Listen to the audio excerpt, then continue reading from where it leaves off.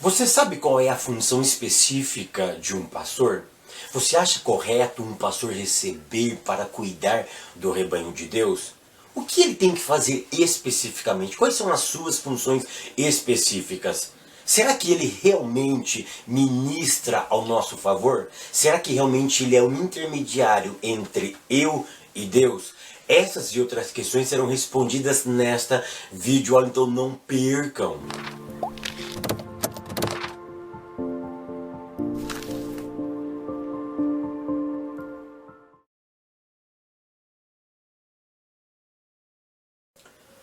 A paz, queridos, que bom estarmos aqui novamente no nosso programa semanal da Escola Bíblica Dominical para darmos sequência à nossa série de estudos bíblicos baseado no livro de Levíticos. E hoje chegamos à lição de número 3. E a lição de número 3 tem como título Os Ministros do Culto Levítico. Para quem não me conhece, eu sou o pastor e professor Fábio Segantin e toda semana eu estou aqui ministrando uma aula poderosa para instruir os nossos professores da Escola Bíblica Dominical com o tema da CPAD. Então, se você ainda não é inscrito no meu canal, aqui do lado ó, tem um botãozinho, clica aqui, se inscreva no meu canal. Não deixe também de fazer o quê? De ativar o sininho. Tem um sininho aí, porque tudo aquilo que eu posto, você recebe em primeira mão. E não deixe também de curtir essa aula se você gostou e de deixar o seu comentário sobre essa videoaula, que eu tenho certeza que ela vai abençoar a tua vida, queridos. E também eu estou fazendo agora a revista da editora Betel. É isso mesmo, a editora Betel, que é usada pela Assembleia de Deus de Madureira. Eu também estou comentando ela. Então, se você conhece alguém da Madureira, indique para ele: olha, o professor Fábio Segantin, o pastor Fábio Segantin, ele está fazendo comentários também da editora Betel. E se você quiser também ampliar ainda mais o seu conhecimento, não deixe de estar assistindo a nossa videoaula sobre a editora Betel, que está com um tema fantástico esse trimestre. Ok, queridos? Sobre o curso de teologia, graças a Deus o curso de teologia ficou pronto, queridos. É isso mesmo. O meu curso de teologia, o meu, que eu vou fazer, que eu estou preparando para vocês, ele já ficou pronto. Aqui embaixo tem um link. Se você quiser participar do primeiro webinário de uma palestra ao vivo que eu vou ministrar via YouTube, tá? Você clica aqui, deixa o seu nome e se cadastre nessa palestra, onde eu vou explicar com mais detalhes como vai funcionar esse curso, esse treinamento teológico. É um treinamento inédito, exclusivo, onde eu pessoalmente estarei ministrando videoaulas de teologia para vocês. Então, se você quiser, ficou pronto. Se você quiser, aqui embaixo tem um link. Se cadastre nessa videoaula, se cadastre nessa minha apresentação, que eu tenho certeza que você vai ficar muito esclarecido. E será um prazer de ter você na minha primeira turma, tá bom? Para os 100 primeiros, tá, que adquirirem o meu curso de teologia, vai ganhar um bônus imperdível. É um bônus sensacional, tá bom, queridos? Eu espero você no primeiro webinar, ó. Tá aqui embaixo o link da inscrição dele, tá bom? Lição de número 3, os ministros do culto levítico. Leitura bíblica em classe, Levíticos capítulo 8, do verso 1 ao verso 13, mas é claro que você vai fazer toda a leitura do capítulo 8 de Levíticos, tá? Hoje nós vamos falar sobre as funções específicas dos levitas. Hoje nós vamos trabalhar especificamente a função do sumo sacerdote, tá? Hoje nós vamos trabalhar especificamente a função do sacerdote. A seção capítulo 8, capítulo 9 e capítulo 10 formam uma seção. E essa seção, ela trabalha vários elementos. Por exemplo, o capítulo 8, ele salienta especificamente a consagração dos sacerdotes. É o que nós vamos estudar hoje, tá? O capítulo 9 tem uma outra tratativa. O capítulo 10 tem outra tratativa. Inclusive o capítulo 9 nós vamos estudar na aula 6. E o capítulo de número 10 de Levíticos nós estudaremos na lição de número 7. Eu não sei porque o autor inverteu, né? Depois do capítulo 8 ele pula para o capítulo 20, 23, depois ele volta para o capítulo 9, depois volta para o capítulo 10. Eu não entendi bem a lógica dele, mas tudo bem, vamos respeitar a ordem do nosso pastor, do nosso autor da revista. Mas aí o que eu quero que vocês entendam é isso: esses 3 capítulos formam uma unidade do texto de Levítico. Queridos, o tópico primeiro diz assim: Levi, a tribo sacerdotal. Neste ponto, nós vamos salientar 3 coisas. A primeira coisa que nós vamos salientar é: veremos quem foi Levi. Quem foi Levi? Né? Isso é um ponto. Segundo ponto, nós vamos tratar o zelo dos descendentes. Ou seja, depois que Levi nasce, ele vem uma geração depois dele. Essa geração, nós vamos ver o zelo que essa geração teve, tá? Teve em relação às coisas sagradas. E em terceiro lugar, como se deu a vocação de Levi? Por que Deus escolheu a tribo de Levi? Super interessante. Vamos para o ponto primeiro, o nascimento de Levi. Eu quero que vocês entendam que Levi foi o terceiro filho de Jacó. Vocês conhecem a história. Jacó vai até Labão, o seu tio, e ele se apaixona por Raquel. Ele trabalha por ela, e depois de 7 anos de trabalho ele ganha Lia, ou ganha Leia, né? Leia e Lia são a mesma pessoa, né? E na hora que ele deita com ela, ele levanta de manhã e vê que não era Raquel. Ele fica muito triste porque ele não amava Lia, ele não amava Leia, ele amava Raquel, né? E ele diz para o seu tio: tio, por que você me enganou? Aí o tio dele fala que tinha um costume lá na cidade dele, que dava mais velha para depois ser a mais nova. Ele falou: eu quero então Raquel, porque é a mulher que eu amo. Então ele falou assim: eu dou ela, mas você vai ter que trabalhar para mim mais 7 anos. Ele topa essa ideia. Mas a Bíblia diz carinhosamente que por ela não ser amada por Raquel, por Lia não ser amada por Jacó, tá? Por não ser amada por Jacó, Deus privilegia ela, e a Bíblia não dá motivos para isso, tá bom? Específico, e concede filhos para ela. Raquel não, Raquel era estéril, tá? Raquel era estéril, como foi Sara, Rebeca, e agora Raquel seria estéril. E Lia teve 3 filhos. Queridos, o interessante é que ela coloca o nome dele de Levi. Mas o que eu quero que vocês entendam é o seguinte, que a expressão Levi, na verdade, não era o nome até então usado. Ninguém chamava-se Levi. Por quê? Porque Levi, na verdade, era uma expressão, era uma forma de alguém falar.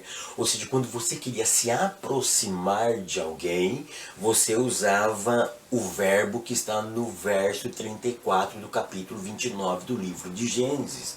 O verbo se aproximou, o aproximar em hebraico, entre as suas variáveis, é o verbo ilave. O verbo ilave, ou ilave, na verdade a expressão é ilave. Ilave significa aquele que se aproxima, aquele que vai se anexar com uma outra coisa. É alguém que está longe e vai se anexar a uma outra coisa. E aí é tão interessante quando você lê o verso 34 do capítulo 29 do livro do Gênesis em hebraico, você percebe isso. Quando ela diz: agora o meu marido vai se aproximar de mim. E se aproximar-se, ela usa o verbo ilave. E é tão interessante quando ela usa o verbo ilave ou ilave, no final ela diz que esse menino que nasceu foi chamado de Levi. Isso é fantástico, querido. Sabe por quê? Porque a ideia é o seguinte, a ideia é que esse menino iria fazer uma aproximação entre Leia e Jacó. Ou seja, esse menino ia aproximar 2 elementos que estavam separados por uma coisa chamada amor. Jacó não amava Lia, mas ela amava ele. A ideia é duas pessoas que estão distantes iriam ser anexadas por esse elemento chamado Levi, que Levi significa aproximar, significa anexar duas coisas distantes. Isso é fantástico, porque a tribo de Levi iria aproximar o sagrado do humano, ou seja, esses dois elementos que foi destituído pela glória de Deus lá no Jardim do Éden. A tribo de Levi tinha a finalidade de simplesmente aproximar o sagrado do humano, ou o humano do sagrado. Eles seriam os mediadores, eles traziam o culto, eles trariam a beleza da ordem do culto para os seres humanos, eles apresentariam o eterno de uma forma mais profunda, de uma forma mais veemente para nós. É isso que traz a ideia da tribo de Levi, ou do nome Levi. O ponto 2 é o zelo dos levitas. O zelo deles é algo notório.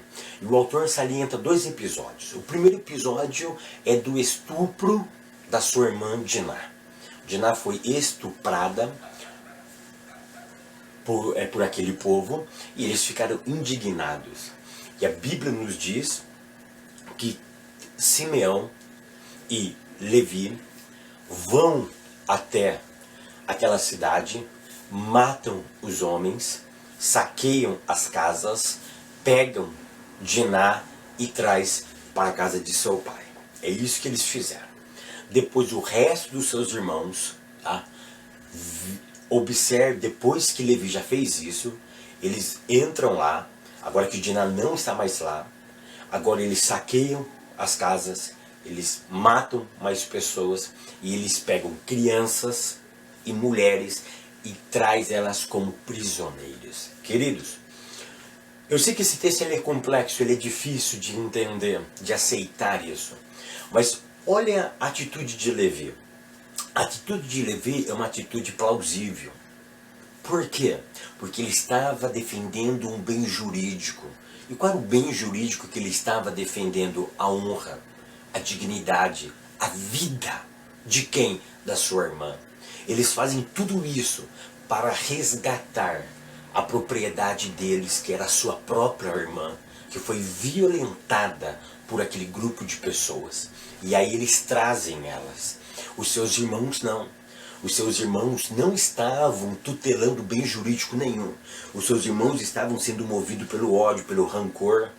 Eles estavam se beneficiando de uma situação.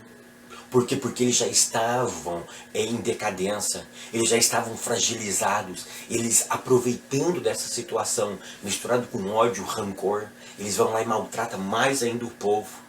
E agora eles sequestram pessoas, queridos. O sequestro na Bíblia era crime. E eles estavam sequestrando aquelas mulheres e crianças. Então seus irmãos cometeram crime. Levi não. Levi estava protegendo um bem jurídico tutelado, que era o nome da honra. Eles estavam protegendo a dignidade da pessoa humana, e eles estavam protegendo a vida da sua irmã, que estava sendo sequestrada nesse exato momento. Então olha o zelo que os levitas, que a tribo de Levi, ou melhor, que Levi, o homem que aproximava tinha com a honra, com a família, com a dignidade da pessoa humana. E outro episódio que o nosso autor narra foi o caso do bezerro de ouro, que Moisés faz um convite para quem quisesse estar do lado dele, e quem atendeu esse convite? Somente a tribo de Levi. E naquele dia quase 3.000 homens, ou 3.000 pessoas foram mortas. Ou seja, isso revela o zelo que eles tinham com o sagrado. E Moisés, depois desse ato, diz que o Eterno estaria realmente abençoando os levitas por causa dessa atitude. A terceira coisa O terceiro ponto diz assim: a vocação sacerdotal dos levitas. Queridos, grave o que eu vou te dizer. Ao certo, ninguém sabe qual foi o real motivo da vocação dos levitas.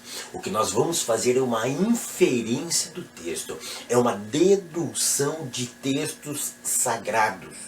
Tá? É uma dedução. O que nós vamos deduzir de textos sagrados? Primeiro, que eles eram responsáveis com a vida, com a família. E eles eram zelosos em relação ao sagrado.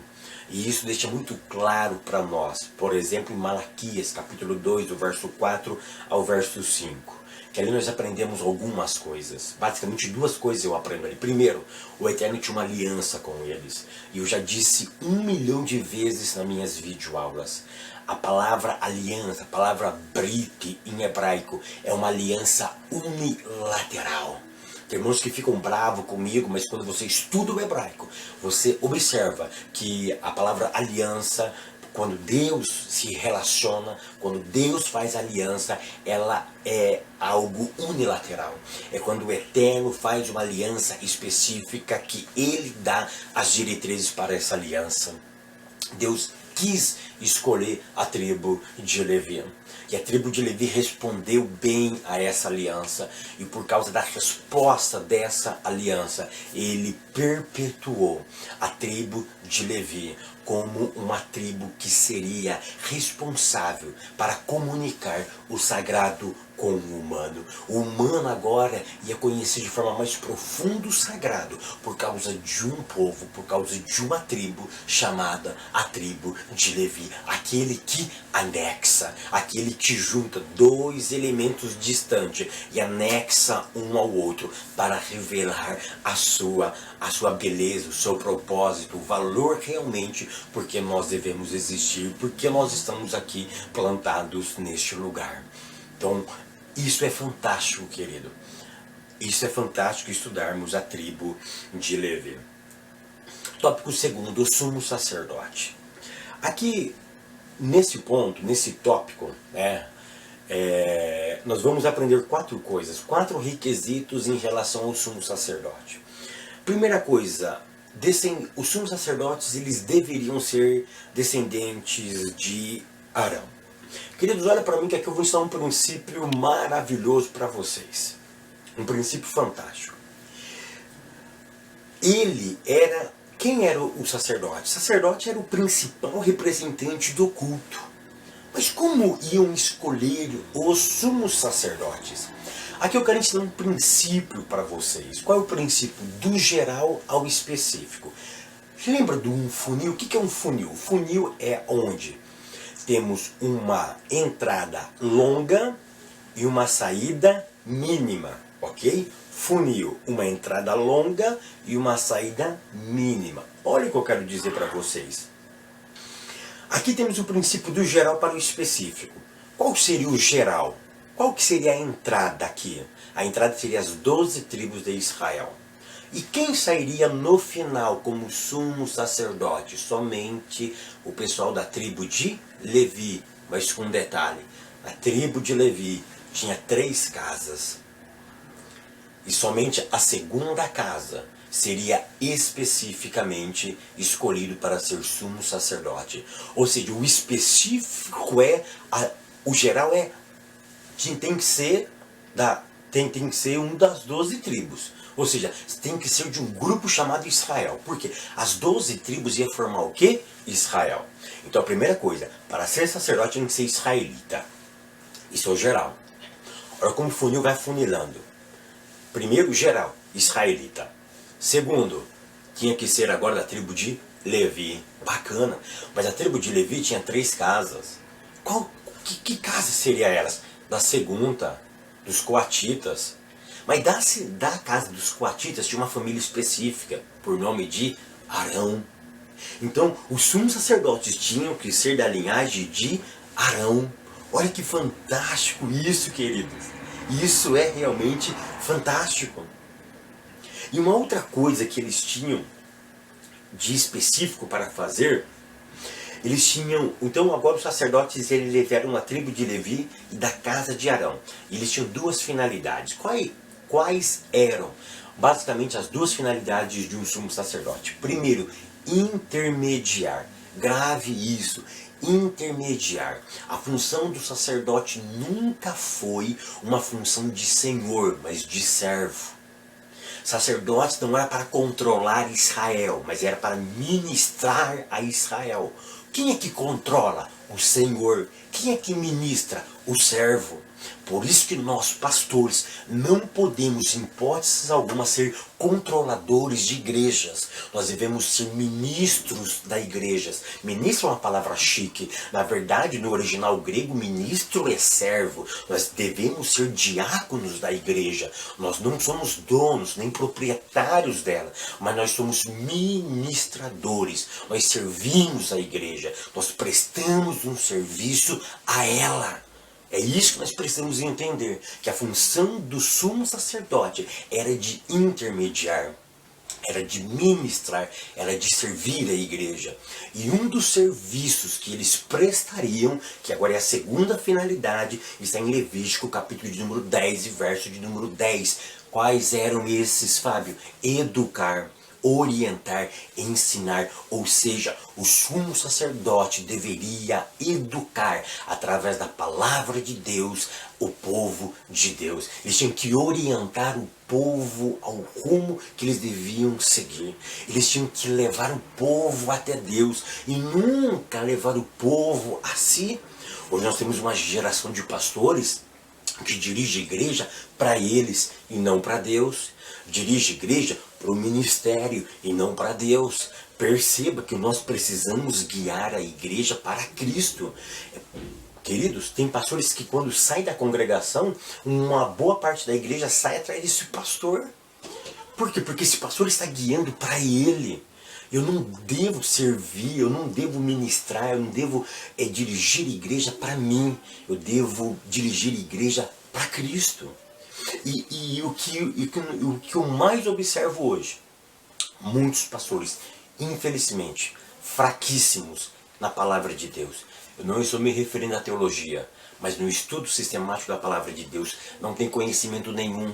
Consegue chegar ao pastorado por indicação, por política, mas não por vocação, não por escolha divina, mas é por apadrinhamento. E a função do sacerdote é educar. Se um pastor que não educa, ele não precisa estar na frente de uma igreja, porque ele não tem capacidade bíblica para dirigir um povo, para levar esse povo rumo à palavra de Deus, rumo a um conhecimento mais profundo do próprio Deus. O ponto 2 diz o seguinte: ungido para o sacrifício.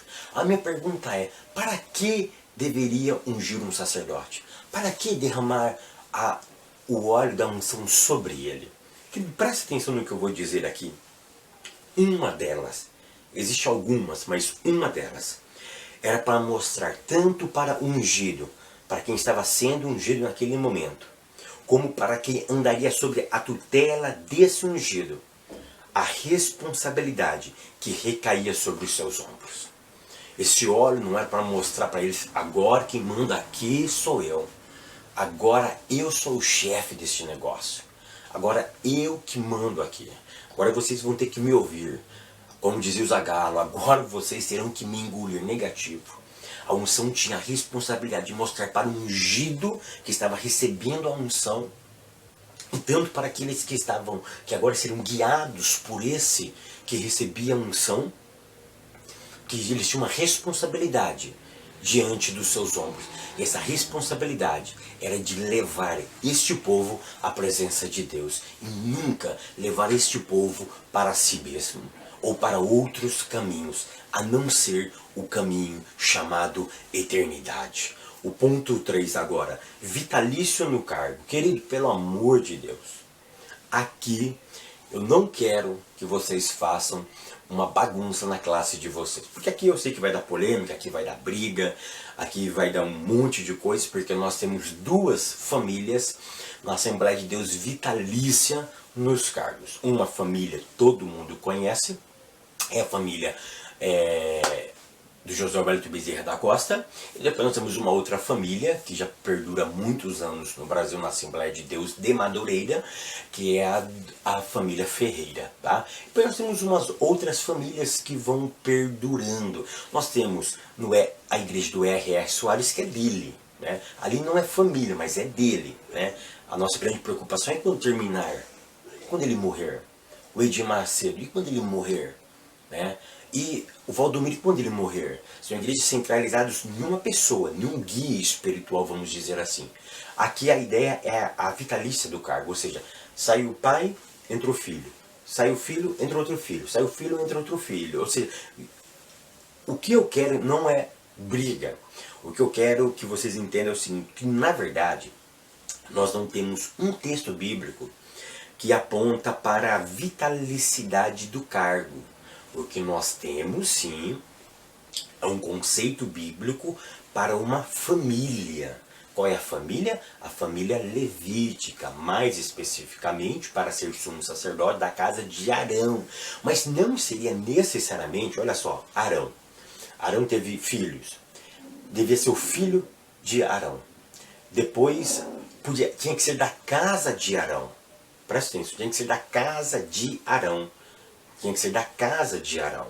Ou seja, depois, conforme vai passando... É claro que no começo tinha que ser o filho dele, né? Mas vai passando o tempo, vai passando gerações. Por exemplo, passou lá 300 anos.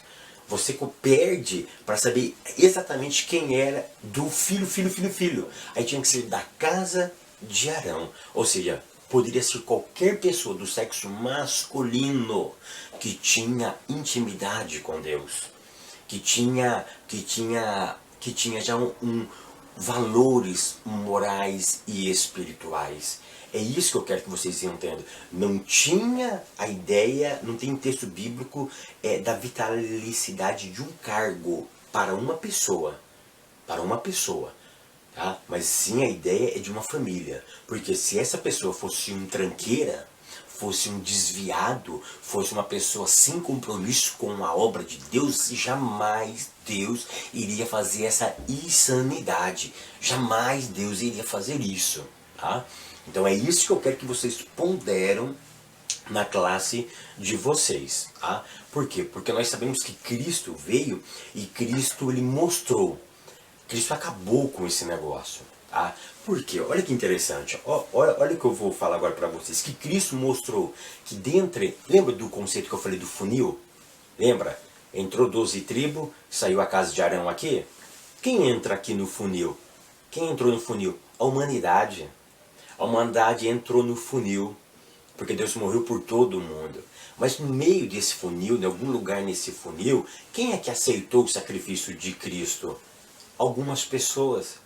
Mas todos que aceitaram o sacrifício de Cristo, presta atenção, Deus deu o privilégio de ser um sacerdote no conceito geral, sim, porque todos nós, diz Pedro, que somos... Então vocês se lembram do conceito que eu falei do funil? Do funil entrou quem aqui? A humanidade. Em algum lugar desse funil, quem que esteve? A igreja. Aqueles que aceitaram o sacrifício de Cristo. Mas todos aqueles que aceitam o sacrifício de Cristo, eles são chamados realmente para o santo ministério? Para o sacerdócio? Não. Olha que interessante, todos que aceitaram a Cristo, eles são considerados espiritualmente nação santa. Povo adquirido, sacerdócio real. Isso é fato. Tá? Mas na praticidade, todos foram chamados para o sacerdócio? Todos foram chamados para o santo ministério? Não, eles não foram chamados para o santo ministério. Então olha que interessante aqui, queridos. É isso que nós precisamos entender. É Deus que chama o ser humano para uma obra específica. E quando esse ser humano, presta atenção, ele sai do padrão das Sagradas Escrituras, automaticamente ele deixa de exercer a sua finalidade para que ele foi chamado. Porque o cargo ele não é superior, preste atenção, o cargo ele não é superior à sua prática de vida. A prática de vida fala mais alto. A prática de vida tem que estar em consonância com a função que Deus determinou para você fazer. Então é isso que nós precisamos entender, tá bom? Então nesse ponto, pelo amor de Deus, não vamos entrar em brigas, tá? Não vamos atacar A ou a B. O que nós precisamos entender é isso, que espiritualmente nós temos uma chamada específica. Todo mundo entra aqui, mas nem todo mundo sai lá embaixo para uma função específica na casa de Deus. Tópico terceiro, direitos e deveres dos levitas. Basicamente, nós temos 3 direitos e deveres dos levitas, tá? O primeiro dever é viver do altar. Presta atenção no que eu vou dizer aqui. Eles precisam viver do altar e não luxar do altar. O que eu quero que vocês entendam é o seguinte, que poucos luxam do altar, muitos mendigam do altar. É bíblico viver do altar, é bíblico. O que não é bíblico é luxar do altar. O problema é que temos obreiros hoje que luxam do altar. É uma minoria, eu concordo com você, porque a grande maioria não vivem do altar. Sabe o que eles fazem? Eles se mendigam do altar. Porque o que é viver? Viver é ter o mínimo suficiente para manter a sua própria família com dignidade, com respeito, com amor e com decência. Luxar é extravagância, é ostentar, é mostrar que é superior ao outro. E mendigar. Mendigar é viver à mercê, abaixo da linha da pobreza. Infelizmente, nós temos poucos obreiros que luxam, e a grande maioria mendiga. E poucos vivem realmente do altar. Precisamos diferenciar. Viver não é luxar, mas também não é mendigar. Nós precisamos ponderar isso daí. Nós precisamos, na verdade, reavaliar as condições de um sacerdote viver do altar. Nós não estamos tendo a decência, não estamos impondo limites, porque uns luxam, outros passam grandes necessidades vivendo também do altar. Então nós temos que analisar o que as pessoas estão pegando do altar, como está sendo feita a divisão deste altar.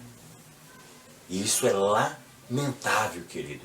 Isso é lamentável, tá? As pessoas têm que entender isso, que é bíblico o viver do altar. O que não é bíblico é o mendigar do altar. É viver abaixo da linha da pobreza do altar. Às vezes, eu saio para ministrar a palavra de Deus e em poucos lugares, eu reconheço isso, eu volto com a sensação de que as pessoas não valorizam nós que vivemos do altar. Às vezes nós viajamos alguns quilômetros e às vezes eu tenho que pôr dinheiro do meu bolso para manter aquela viagem. Porque às vezes eu tenho vergonha de dizer para o irmão que eu não posso ir. Porque o que ele vai me ofertar não cobre nem as despesas. Mas aí, se eu falo que eu não posso ir, porque o valor que o irmão está me dando é baixo, ele vai dizer que eu sou um mercenário, que eu ando por dinheiro. Às vezes, querido, nós cobramos, às vezes nós pedimos simplesmente a oferta da gasolina apenas. E o irmão já fica bravo. Mas por medalhão não. Por medalhão é 5, 6, 7, 8, 9 mil reais. E aí às vezes nós pedimos uma oferta de 200, 300, 400 reais. O irmão acha que nós somos um mercenário.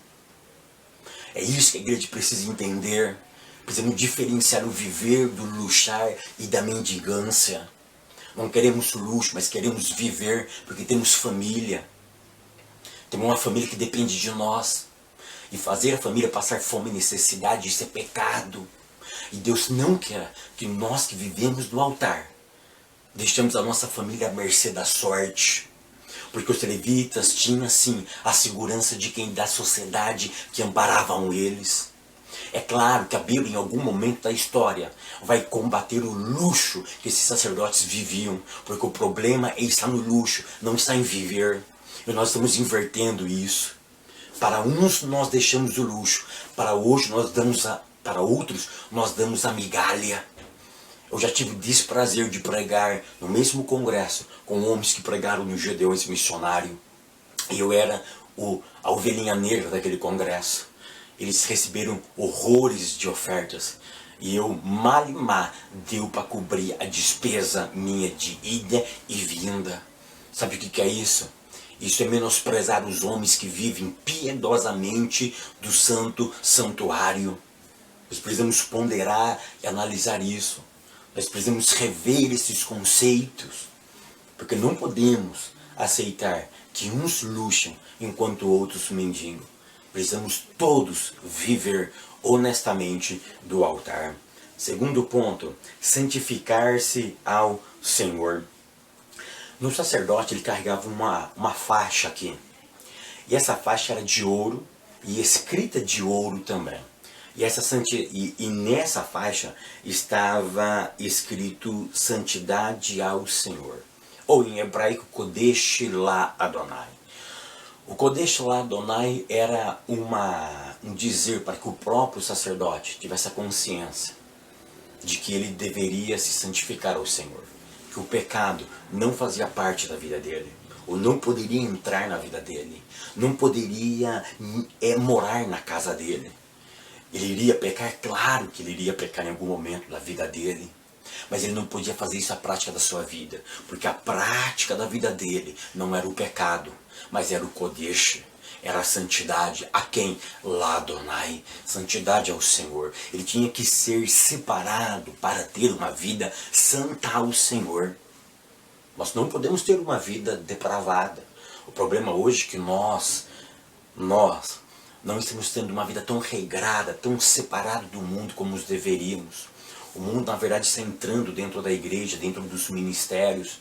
Como essa lição fala de sacerdotes, está entrando na vida dos sacerdotes, na vida dos pastores. E nós precisamos ter a consciência que nós fomos separados para ter uma vida de intimidade com Deus. E essa vida de intimidade, ela vai causar dor. Ela vai causar sangramento na minha vida, porque eu preciso ter essa consciência que o meu Deus exige santidade a Ele. E a terceira ideia, no ponto 3, é tornar-se uma referência espiritual e moral. Você já ouviu aquele ditado? Não olhe para o homem, meu irmão. Olhe somente para Jesus. Não olhe para os pastores. Olhe para Jesus. Querido, isso não é tão verdade assim. Isso não é tão verdade assim. Cristo nos salva. Mas quem é que nos guia aqui nessa terra? É os homens. Seja sincero. Você já teve a experiência de sentar e ouvir Deus literalmente falando com você? Eu acho que não. Porque eu não tive ainda esse privilégio. De sentar e Deus vir aqui bater um papo comigo. Fabio, é assim? Não. Ele fala conosco através do quê? Da palavra. E quem é que ministra a palavra? São os santos homens de Deus separados. Então, olha o que Paulo diz. Sede meus imitadores. Paulo diz, olha para mim e me imita. Mas por que Paulo deve imitar você? Porque eu imito Jesus. Você percebe que os homens são os nossos guias? Os homens são aqueles... Olha o que diz a carta aos Hebreus, que nós devemos honrar os nossos pastores, porque eles guiarão a nossa alma. São os homens que nos guiam. Cristo nos salva. O homem não salva ninguém, mas o homem guia, o homem aponta o caminho. O problema é este. Nós não podemos apontar outro caminho a não ser Jesus. Então nós devemos sim olhar para os homens, para olhar sim para os nossos obreiros. É claro, se ele cair, eu não vou cair, porque a minha base não está no homem. A minha base está em Cristo, está na cruz. Como eu disse no princípio, Cristo me salva, mas quem guia é o homem. E se eu perceber que ele está me guiando de forma errada, eu não posso mais ouvir os seus ensinamentos. Eu tenho que ouvir ensinamentos de homens sinceros, de homens que foi escolhido e que vai nos direcionar realmente para a eternidade. Eu concluo então essa aula dizendo o seguinte: vimos nessa aula a importância do sacerdote no culto. Mas nada, queridos, preste atenção, vai substituir a presença de Deus no nosso culto. Nós podemos ter o maior pastor nos presidindo, podemos ter a maior pregação de todos os tempos, mas nada vai substituir a presença de Deus no culto através dos santos homens de Deus. Que o Eterno continue te abençoando, a tua casa, a tua vida, os teus negócios e o teu ministério. E até semana que vem, querendo Deus.